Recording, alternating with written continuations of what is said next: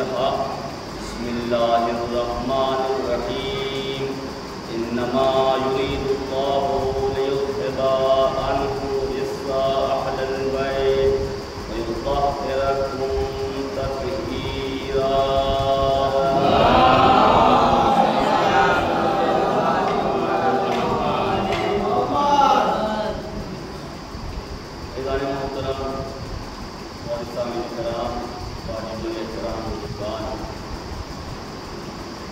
آج اس عطاخانے کی دوسری مجلس، جس میں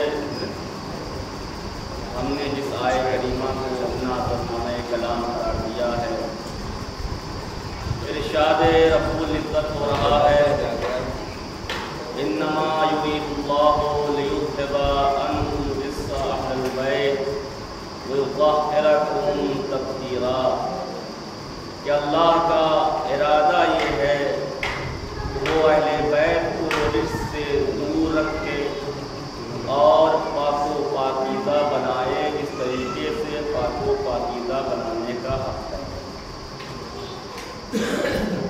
کل اس آیت کے ذیل میں کچھ باتیں آپ کے سامنے بیان کی تھی اور یہ بھی عرض کیا تھا کہ کوشش یہ رہے گی کہ عنوان کے اوپر ہی گفتگو کی جائے.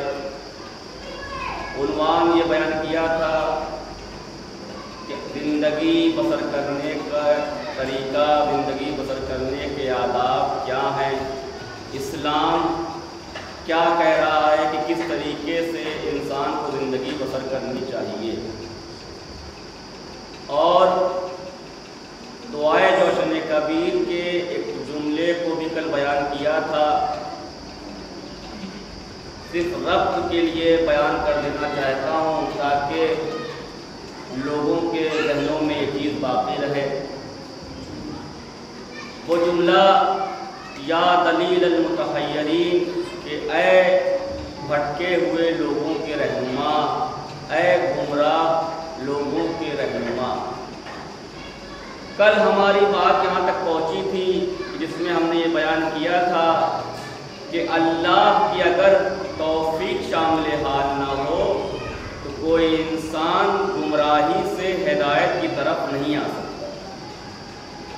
اگر کوئی انسان راہ مستقیم سے بھٹک گیا ہے تو جب تک اللہ کی توفیق شامل حال نہ ہوگی انسان راہ مستقیم پر واپس نہیں آ سکتا.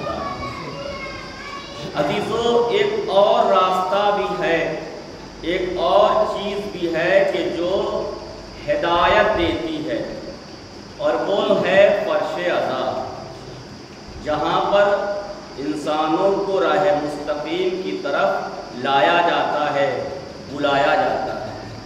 اور اسی طریقے سے جس طریقے سے فرش عذاب ہدایت کا کام کرتی ہے، لوگوں کو گمراہیوں سے نکال کر نور کی طرف لاتی ہے، حسین ابن علی کا ذکر بھی ہدایت کا مرکز.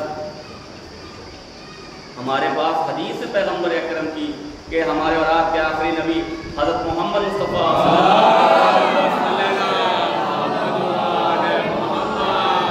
ارشاد فرماتے ہیں کہ ان الحسین مصباح الہدی وسفینۃ النجات. حسین ہدایت کے چراغ ہے، مصباح الہدی، مصباح چراغ، مصباح الہدی ہدایت کے چراغ ہیں، وسفینۃ النجات اور نجات کی کشتی ہے.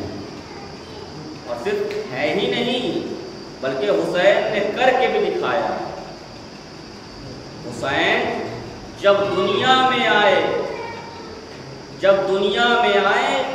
تو عرش والے کو نجات دے کر بتایا کہ دیکھو ہم نجات کی کشتی ہیں. اور جب دنیا سے جانے لگے تو یزیدی لشکروں میں وہ خطبے پیش کیے اور انہیں ہدایت کی طرف لا کر بتایا کہ دیکھ لو کہ ہم ہدایت کے چراغ ہیں. نہ جانے آپ واقعات پڑھنے آنے کتنے لوگ کربلا سے واپس چلے گئے. مولا کا خطبہ جب مولا نے دیا ہے تو بہت سے ایسے لوگ تھے جو چلے گئے تھے کہتے ہمیں پتہ ہی نہیں تھا کہ کیا میٹر ہے، لیکن جب حسین ابن علی نے خطبہ دیا ہے، حسین ابن علی نے جب خطبہ دیا تو وہ لوگ جن کے اندر ذرا سی بھی انسانیت، ذرا سی بھی شرم و حیا، جن کا ضمیر ذرا سا بھی بیدار تھا، وہ واپس چلے گئے اور اپنے آپ کو گناہ عظیم سے بچا لیا۔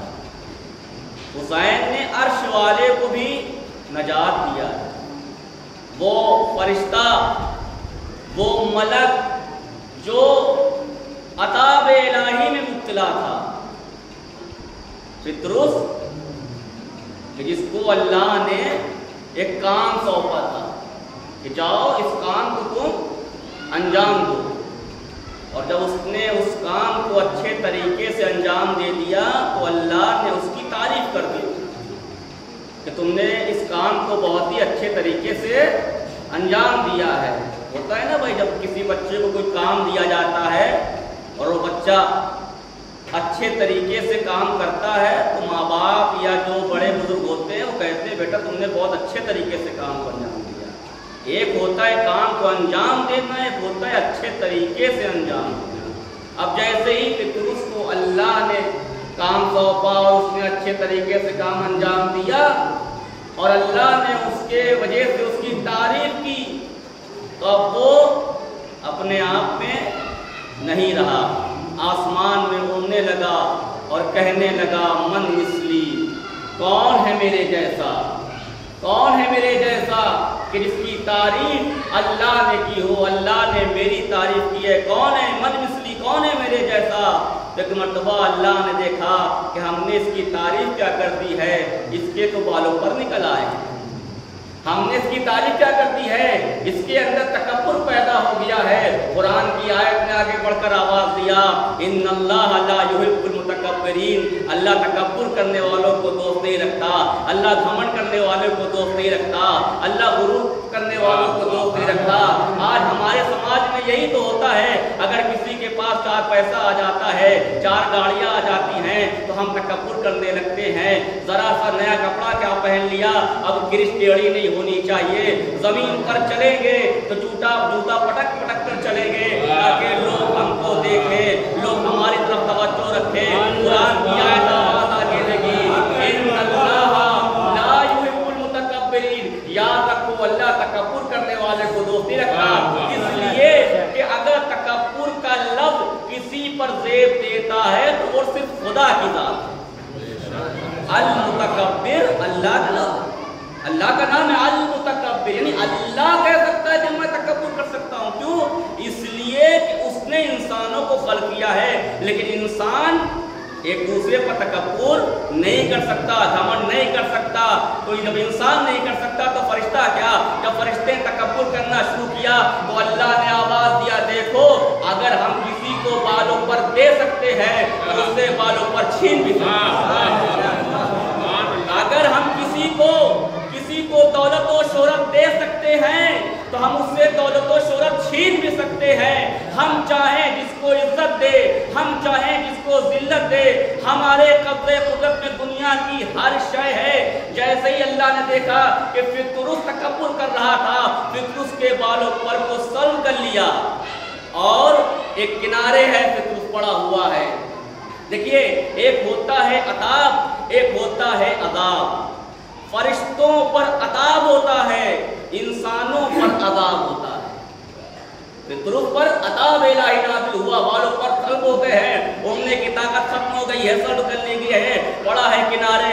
لیکن وہ وقت بھی آیا کہ جب 3 شعبان کا دن تھا، جب 3 شعبان کا دن تھا، ایک مرتبہ پطرس نے دیکھا کہ سید الملائکہ جبرائیل جوک در جوک فرشتوں کے ساتھ زمین کی طرف جا رہے ہیں۔ تو ایک مرتبہ آواز دی سید الملائکہ کہاں جا رہے ہو؟ تو کہا ہم زمین پر جا رہے ہیں۔ کہا زمین پر کیوں جا رہے ہو؟ کہا رسول اللہ کے گھر میں نواسہ پیدا ہوا ہے، حسین کی ولادت ہوئی ہے، شبیر کی ولادت ہوئی ہے، ہم اس کی مبارکباد پیش کرنے کے لیے جا رہے ہیں۔ کہا ہم کو بھی لے چلو، کہا ہم کو بھی لے چلو۔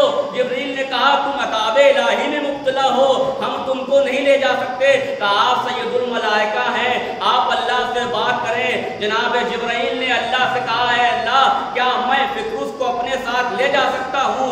اللہ نے کہا لے جانا ہو تو لے جاؤ, لے جانا ہو تو لے جاؤ. جبرائیل نے اپنے ساتھ فطرس کو لیا اور لے کر چلے ہیں اور آئے ہیں در اہل بیت پر, سلام کیا. السلام علیکم یا رسول اللہ, اے اللہ کے رسول آپ پر سلام ہو. اے اللہ کے رسول, اللہ نے آپ کو مبارکباد پیش کی ہے کہ آپ کے گھر میں نواسا پیدا ہوا ہے. اور جب مبارکباد دے چکے تو دینے کے بعد ایک مرتبہ جناب جبرائیل نے عرض کیا یا رسول اللہ ہمارے ساتھ ایک فرشتہ آیا ہے, ایک ملک آیا ہے جس کے بالوں پر سلب کر لیے گئے ہیں, کیا اس کی کوئی مشکل حل ہو سکتی ہے؟ ایک مرتبہ نبی نے آواز دیا جاؤ اور اسے حسین کے جھولے سے مس کر دو.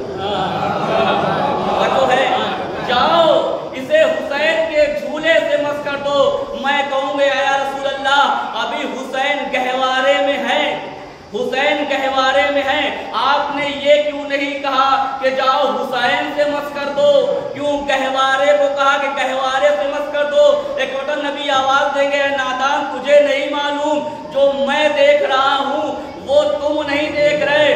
میں آنے والے کچھ لوگوں کو دیکھ رہا ہوں جن کے دلوں میں بغض ہوگا, جن کے دلوں میں کینہ ہوگا, جن کے دماغ میں یہ بات ہضم نہ ہوگی کہ کس طریقے سے حسین کا گہوارہ شفا دے سکتا ہے. اسی لیے میں نے فطرس کے لیے کہا کہ جاؤ فطرس کو گہوارے حسین سے مس کر دو.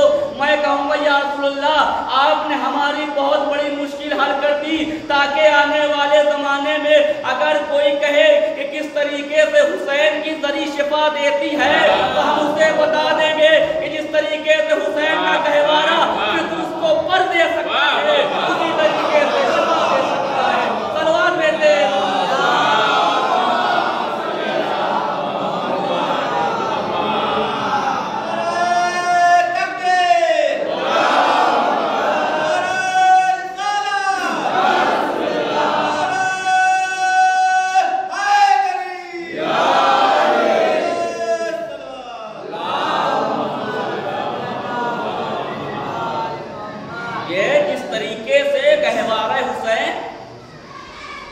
فطرس کو بالوں پر دے سکتا ہے, شفا کیوں نہیں سکتا؟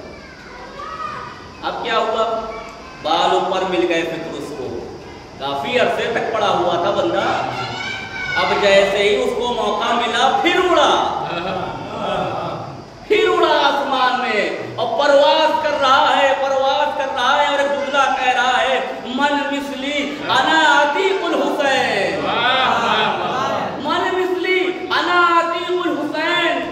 میرے جیسا کون ہے, میں حسین کا آزاد کردہ ہوں, مجھے حسین نے بالوں پر عطا کیے ہیں. فرشتوں نے آواز دیا فطرس تکبر نہ کر, گھمنڈ نہ کر, غرور نہ کر, فخر نہ کر.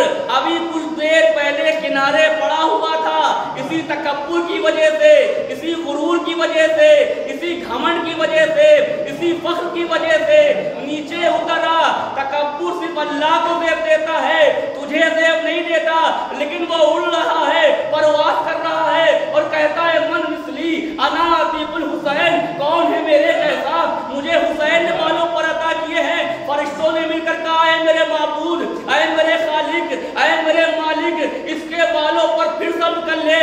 یہ فخر کر رہا ہے, یہ گھمنڈ کر رہا ہے. آواز قدرت آئی, تم سمجھے نہیں, تو کہتا ہوں تم سمجھے نہیں کا کیا مطلب؟ کہا جب یہ پہلے گھمنڈ کر رہا تھا, پہلے فخر کر رہا تھا تو اس نے صرف ایک جملہ کہا تھا من مثلی, کون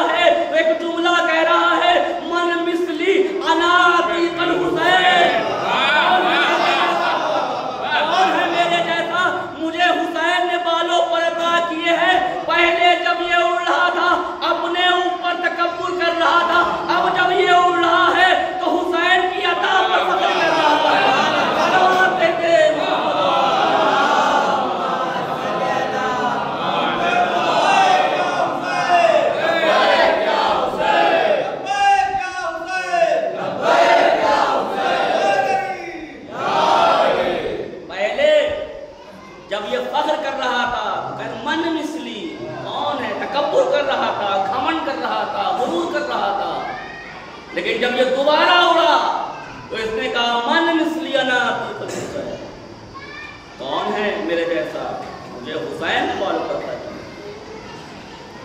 ایک دلیل دیا ہے آپ کو، اگر کوئی بھی دوسرے مذہب کا یہ کہے کہ تمہیں یہ علم و تابو کیسے شفا دیتے ہیں تو بتا دیجئے گا، جاؤ فطرس کا واقعہ پڑھ لو، اپنے اپنے عقیدے کی بات ہے، کوئی قبول کرتا ہے کوئی قبول نہیں کرتا۔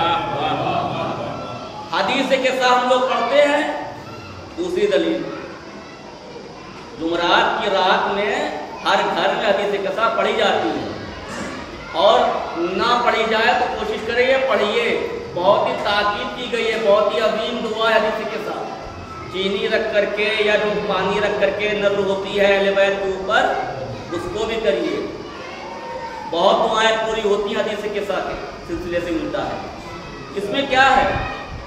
اس میں بھی پیغمبر نے ایک جواب دیا ہے اسی شبہے کا، کہ جو لوگ اعتراض کرتے ہیں کہ علم تابوت یہ کیا ہے، آپ لوگ جو ہے وہ، ہاں ہم قبول کرتے ہیں کہ جب تک یہ الگ رہتا ہے تو یہ ڈنڈا ہے، یہ چھڑ ہے، لیکن جب اس کو ہم پرچم کی شکل دے دیتے ہیں تو یہ چھڑ نہیں رہتا، یہ عباس کا علم ہو جاتا، ہم اس کا احترام کرتے ہیں۔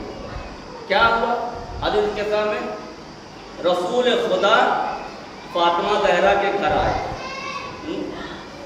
فاطمہ زہرا کے گھر آئے، اور آنے کے بعد کیا کہتے ہیں؟ فقال یا رسول اللہ ایتینی بالکساء الیمانی، اے فاطمہ مجھے چادر یمانی لا کر دے دو، ایتینی بالکساء یمانی، یمانی چادر لا کر دے دو۔ کیوں؟ کیونکہ میں اپنے بدن میں ذوق محسوس کر رہا ہوں، کمزوری محسوس کر رہا ہوں۔ میں کہوں گا یا رسول اللہ اگر آپ کو ذوق محسوس ہو رہا تھا، کمزوری محسوس ہو رہی تھی، تو آپ کو کسی حکیم کے پاس آنا چاہیے۔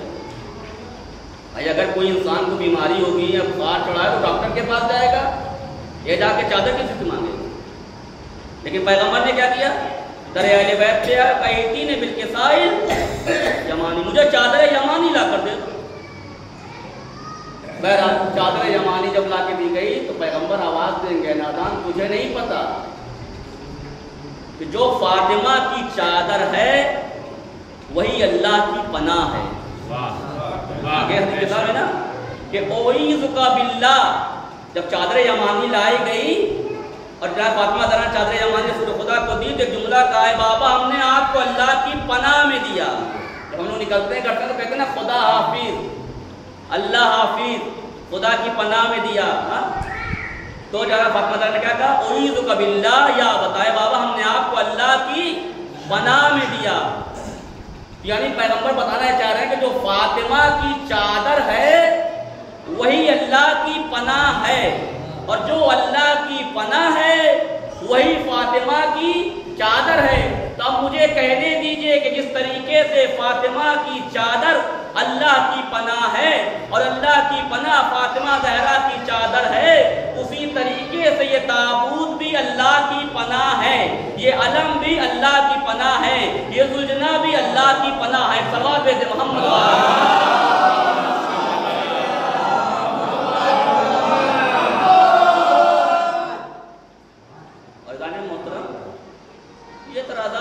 پہلے سنتے چلے جا رہے ہیں۔ آج دیکھیے امام علی رضا کے روضے سے کیسے کیسے لوگوں کو شفا ملتی ہے، امام حسین کے روضے سے کیسے کیسے لوگوں کو شفا ملتی ہے۔ وہ تو اصل قبر ہے، اصل قبر ہے۔ حدیثوں میں امام حسین کے گنبد کے نیچے کھڑے ہو کر 3 دعا مانگی جائے تو اللہ امام حسین کے صدقے میں ان دعاؤں کو یہ اہل بیت ہیں جن کے ذریعے سے، جن کے وسیلے سے دعا پوری ہو نہیں۔ یہ وجہ ہے کہ رسول خدا نے مولا علی سے فرمایا اے علی یہ بتاؤ کہ وہ کون سی چیز ہے جو اللہ نے حسین کو دیا لیکن تم کو نہیں دیا؟ اے علی یہ بتاؤ وہ کون سی چیز ہے جو اللہ نے حسین کو دیا لیکن تمہیں نہیں دیا؟ مولا علی نے کہا یا رسول اللہ اللہ نے تو ہمیں سب کچھ عطا کیا ہے، اور کون سی ایسی چیز ہے کہ جو اللہ نے مجھے نہیں دیا لیکن میرے بیٹے کو دے دی؟ تو کہا بتاؤ کہ آپ پر جان قربان، آپ بتا دیں۔ کہا اے علی سنو، جس کے دل میں تمہاری محبت ہوگی وہ مومن ہوگا۔ اے علی، جس کے دل میں تمہاری محبت ہوگی وہ مومن ہوگا، لیکن جس کے دل میں حسین کی محبت ہوگی وہ انسان ہوگا۔ یعنی مومن الگ ہونا ہے اور انسان ہونا الگ ہے۔ علی امام المسلمین نہیں ہے، علی امیر المومنین ہیں، علی امام المتقین ہیں۔ بھئی اذان میں کہتے ہیں نا اشہد ان امیر المومنین و امام المتقین۔ اب ہم اپنے اپنے گریبان میں جھانک لے کہ ہم مسلمان ہی کی کیٹیگری میں ہیں یا مومنین اور متقین میں آ گئے ہیں۔ لہذا علی امام المسلمین نہیں ہے، علی امیر المومنین ہے۔ اور یہ دنیا والے چاہے جس کو لقب دے دے امیر المومنین، لیکن جس کو ایک بار رسول خدا نے اور اللہ کی طرف سے یہ لقب دے دیا گیا ہو، یا لفظوں کو یوں بدل کر کہہ دیا جائے دنیا والے جس کو چاہے لقب دے دے، لیکن یہ لقب صرف علی ہی کو زیب دیتا ہے۔ صلوات کہتے ہیں